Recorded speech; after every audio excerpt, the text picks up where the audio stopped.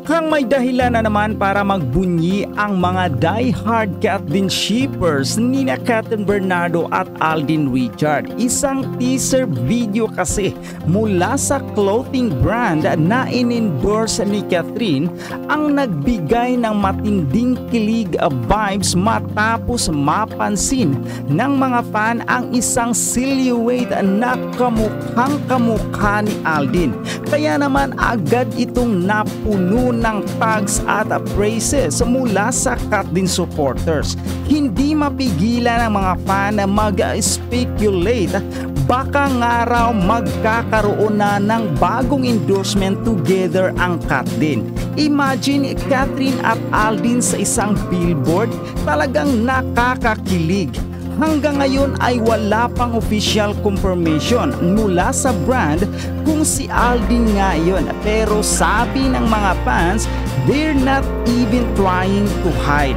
Dagdag pa rito, lalo pang umiinit ang excitement ng Kathleen supporters dahil papalapit na ang showing ng kanilang inaabangang film, sequel ng Hello Love Again. Talagang swak ang timing at mukhang hindi lang ang pelikula ang pasabog nila, baka pati na rin sa mga endorsement. Mukhang marami pang dapat abangan mula sa dalawa at talagang this is their season.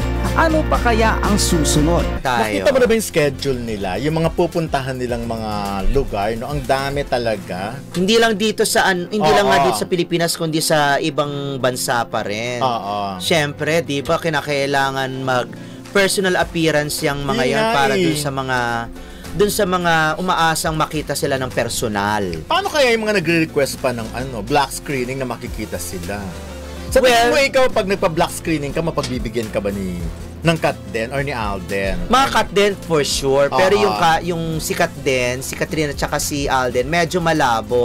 Kasi ibigay na natin yan dun sa mga talagang nangangailangan ng kanilang presensya. Ibig sabihin, yung mga talagang solid na handang makipagbakbakan at nakatutok palagi sa kanila sa kanilang mga social media, mga posts, mga ganun. Ibigay na natin yon.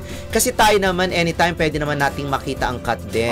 Like sa mga press con o kung mga event na kung saan sila ang bida naiimbitahan naman tayo. So, makikita natin sila at makakausap. Kasi yung mga simpleng tao, yung mga netizen na hindi sila talaga nakikita in person, dun nga lang sa telebisyon, sa pelikula, sa mga post nila, di ba, syempre, gustong-gusto rin na makita ng personal. Tsaka halimbawa, mas kailangan, halimbawa, Luzon, Visayas, Mindanao, one target nila Yun ang pinupuntahan, hindi naman yan mapupuntahan lahat ng sinihan sa buong Maynila, sa buong Pilipinas, dahil so imposible. So parang, kung sa Cebu lang, Cebu, tapos lahat na lang siguro ng mga Cebuano pupunta doon. Kaya nga dun sa mga...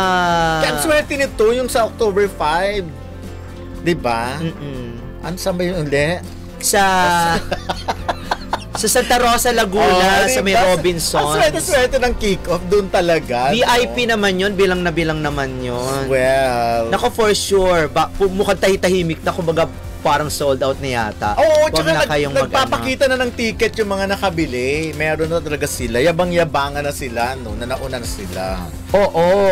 At sigurado yan na kung pupunta man sa Cebu, sa Davao, kung saan man, ang Kathleen, sa isang lugar na lang yan, sa isang venue, siguro sa loob ng mall o o baka naman sa labas ng mall kung saan ipalalabas din yung kanilang pelikula sa loob ng sinihan nila. Kasi baka hindi kaya. Kasi isipin natin yung seguridad ng mga manonood at saka yung seguridad ng mga mamimili sa loob. At yung mga store na nandoon na posibleng, di ba, baka hindi naman natin masabi, baka masira, mawasak, kawawa din naman yung mga nagtatrabaho doon at saka yung owner ng mga retail stores. Tsaka syempre kung yung mga senior citizen, kung alam yung medyo hindi nyo na kaya rin, kasi ang daming fans na medyo may edad na talaga. Kung feeling nyo hindi nyo naman kaya makipagsiksikan, huwag nyo nang ipilit. At huwag kayong magsama ng mga bata. Importante mga bata na kuutang na loob. Doon sa mga pupunta ng mall na hindi naman ang intensyon ay manood ng Kathleen, kanilang appearance doon, magsishow man sila doon o magpe-premiere night, wag nyo na silang kaladkarin pa doon sa mismong event. Correct. Kung daan lang kayo, kung meron man kayong bit-bit na mga bata at mga matatanda, daan lang, wag na yung makipagsiksikan pa. Pero hindi kawawa. kasi talagang gagawin na-witness ko na yung ganyan eh. Minsan talaga may bit-bit na bata, matanda. Hindi talaga sila pwedeng kontrolin eh. Nakita ko na yung mga ganyan Oo, nga lalo sa eksena, mga bini, mga ganyan. Kaya nga, so abangan na lang natin. Pero ako talaga, excited ako din dun sa midnight screening. Oo. Pinag-usapan natin kahapon. Gusto kong makita kung talagang merong mga Katden fans ba ang Sigurado. magpupuyat ng ganun katindi para manood. Sigurado, lalo na yung gustong bumida kaagad sa kanilang social media post, na gusto na masabing, kami ang nauna. Kaya lang, pag magpo-post naman kayo, wag naman spoiler. Oo. Bawal na bawal po ang kumuha ng video sa loob ng sinihan. Yes, pwedeng Bawal na bawal po yan. Dyan. Pwede kayo makulong at mag-fine at kasuhan. At wag na wag din po ninyong ikukwento agad-agad. Wag kasi syempre yung iba, spoilers, though mas maganda rin, okay din naman na marinig natin yung kwento. Kaya lang syempre ang abangan natin kung ano magiging ending, tapos nasabi nyo na, paano pa yung mga manonood. Oo. Wala na, nabawian na sila nung kanilang inaasahan na, di ba, kilig or something o kung ano man. Tsaka yung piracy din kasi, yun ang dapat iwasan din. Kasi yung piracy ngayon, di ba dati mga CD. Ngayon piracy, papalabas sa Facebook. Merong mga grupong ganyan. At YouTube. Oo. Ginagawang ano kaagad. Yung iba parang kasi, recap. sa Facebook kasi, merong grupo talaga sila na magsusubscribe ka. Parang may mga ganon. So, mahirap po yung ganon dahil talagang hinuhuli yon. So, tinatanong lang, nananawagan nga sa Optical Media Board ang mga producers kasi hindi na talaga CD yung kalaban. Social media rin ang kalaban. Oo, kung mahal po ninyo ang Katden, ay wag po ninyong, wag kayong mauuna na ipalabas ito sa inyong mga social media pages. Again, pinapaalala lang namin sa inyo na yan po ay merong kaukulang parusa. And minsan, misleading yung ganyan, virus ang mapupuntahan nyo. Correct. Wala kayong kamalay-malay, nakukuha na lahat ng information nyo at yun na. At saka, hindi kayo patatawarin ng mga kapwa nyo Katden. Mabubwisit I'm sure naman yung mga Katden din na gagawin yan. That's why ngayon pa lang sila na yung nag-iipon na talaga para manood. Yung iba nga sa abroad magpapadala ng pera sa mga fans sa Katden, sa grupo ng Katden para manood. Gusto mga lalong walang pang papanood kasi magkano ba mga sinehan ngayon?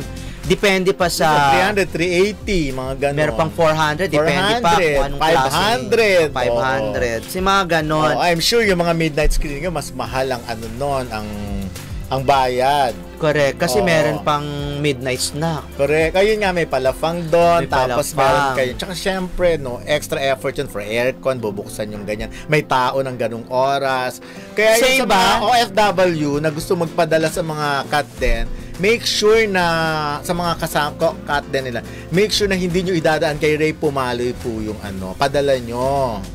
Uy, Jonathan B. Kaya ganon, di ba? At si May.